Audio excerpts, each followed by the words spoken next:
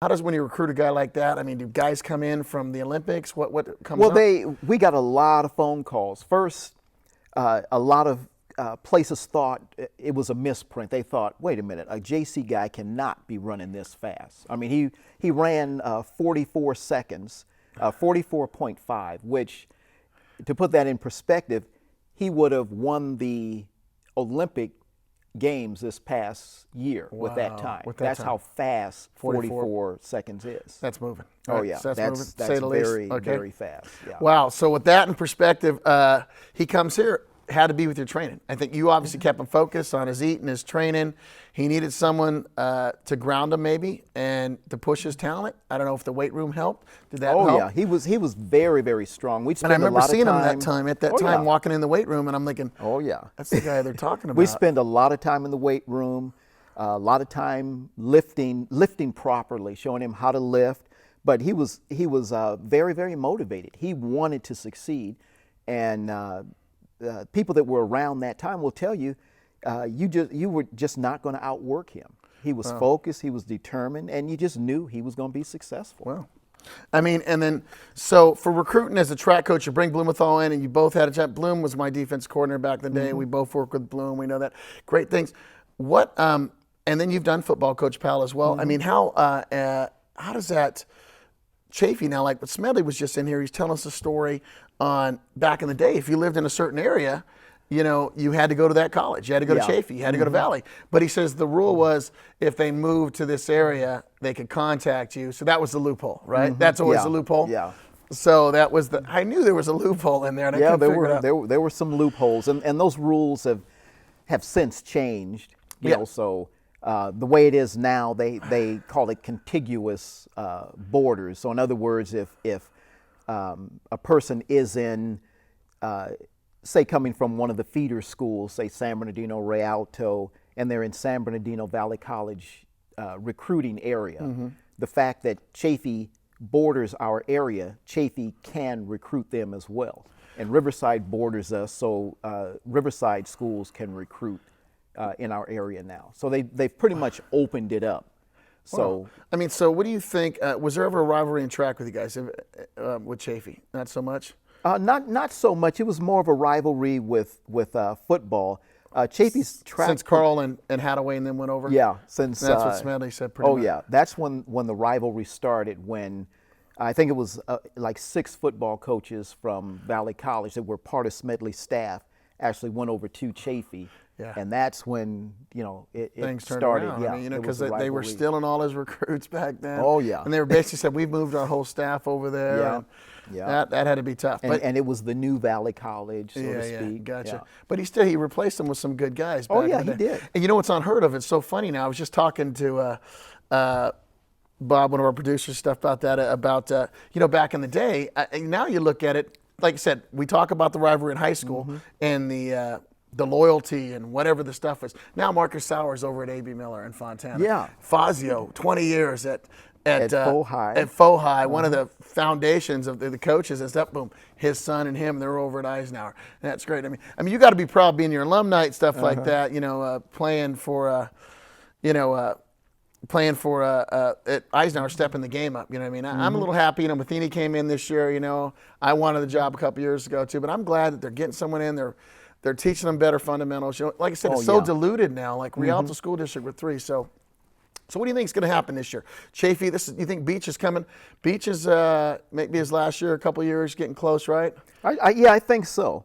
I think what's hurting Chafee's program is Mount Sacs program is doing extremely well. And I it's mean, they've been the top team in the state for a while, country. and with Chafee being so close to Mount Sac, they're pulling a lot of kids away from that would normally go to Chafee. They're now going over to Mount Sac. Wow, because it's not that far of a commute now. Yeah. 210 came in now, a lot of different Oh ways yeah, to so a take lot up. of them will go over there.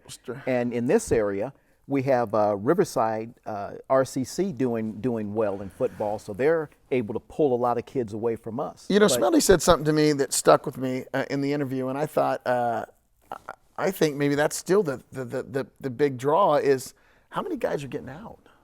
You know what I mean? If you can't show those numbers when you're bringing a kid in to recruit them, the bottom line is, if I'm going to waste 2 years here and we're not going to go anywhere afterwards, there's no reason to go. So I think that's a huge selling point. Oh, yeah. I mean, so and Smed, God, that's one thing he did. He made sure you got graduated, people kids out. got out, got them out, Exactly. and if you can't get them out, and to get them out though, you got to be able to win.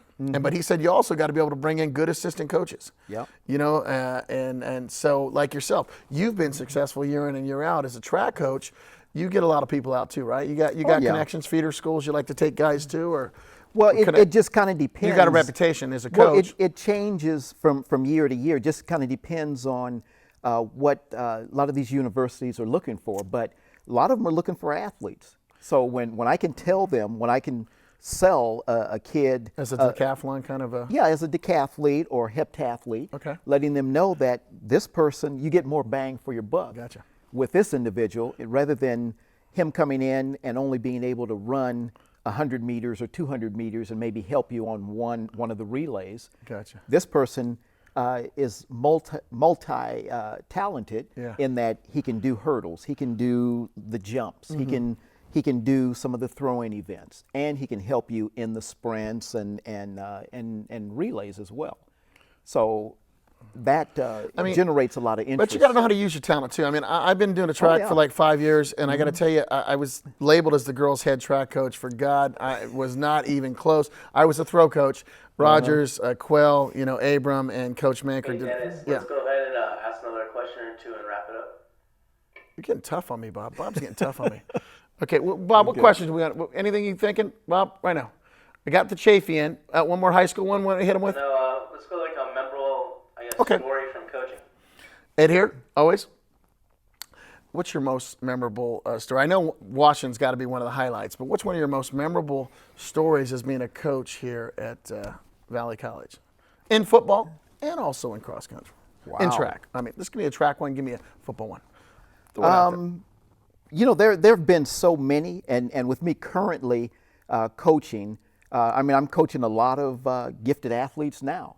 And there are a number of things that are happening now that are really, really exciting.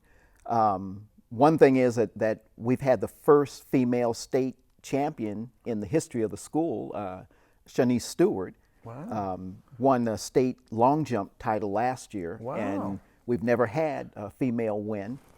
So can't get any more memorable than that, so right? That's huge. That's exciting. Tyree in the Olympics, though, had to be big. It's real big. But what made that so exciting is that you saw the hard work, the persistence, the dedication, the perseverance. You saw it all culminate and see him benefit from it. Wow. So it's exciting. As a coach, to know Yeah, that. as a coach. And then when he was running over in Europe, he'd call me from Spain and didn't realize that there was a time difference. So I'd get calls at 2 a.m., 3 a.m. and Sure, that went over big at the house. Oh, yeah. Yeah, that's great. Oh, yeah. So, like I said, I'm with Coach Mike Powell here, in high school. High school games, Fontana, Eisenhower, most memorable. Oh, I would have to say, and I can't remember the year, 90, but was it the year they ripped the goalpost down? it was a year when Eisenhower was, I think Eisenhower was ranked number 1, Fohai was number 3, and the game drew so many people that they had to move it to the daytime. That was the following year, yeah, that was the Yeah. year. But the 90, Fontana was 90, number 1, Eisenhower number 2, Yeah. and ended up being number 1 in the nation. But okay. Yeah, that was exciting. So thank you. My guest today is Coach Mike Powell. I'm Dennis Paulson, and it's been a pleasure. We're out, Bob. Thank you. God bless.